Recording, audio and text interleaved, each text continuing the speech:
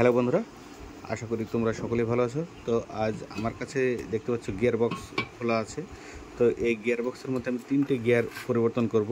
দুটো হচ্ছে ইনপুট শেপের, একটা আউটপুট শেপের। তো ইনপুট শেপের যে গিয়ার দুটি পরিবর্তন করব, দেখতে পাচ্ছ এটা 23টা টিথ আছে, দাঁত 23টা আছে, আর এটাতে 21টা দাঁত আছে। তো আমি এই দুটোর দাম আর পার্ট নাম্বারটা প্রথমে তোমাদেরকে দেখিয়ে নিচ্ছি। প্রথমে যেটা দেখতে পাচ্ছ এটা হচ্ছে 21টা টিথ আছে, আর পার্ট নাম্বার এটা দাম হচ্ছে 330 টাকা। যেটার 23টা টিথ আছে, দাঁত আছে, সেটার দাম হচ্ছে 405 টাকা। এই দুটো হচ্ছে ইনপুট শেপের, যেটা ক্লাস অ্যাসেম্বলি সেট থাকে সেই শেপের। আর যেটা আউটপুট শেপের, এই যে আউটপুট শেপ যেটাতে ছোটো চেন স্পকেট সেট করা থাকে, সেই শেপের আমি একটা গিয়ার পরিবর্তন করব। সেটাও 21টি দাঁতের। তো এই 21টি টিতের যে গিয়ারটা, এটার দামও 330 টাকা। তো আমি এগুলো পরিবর্তন করব।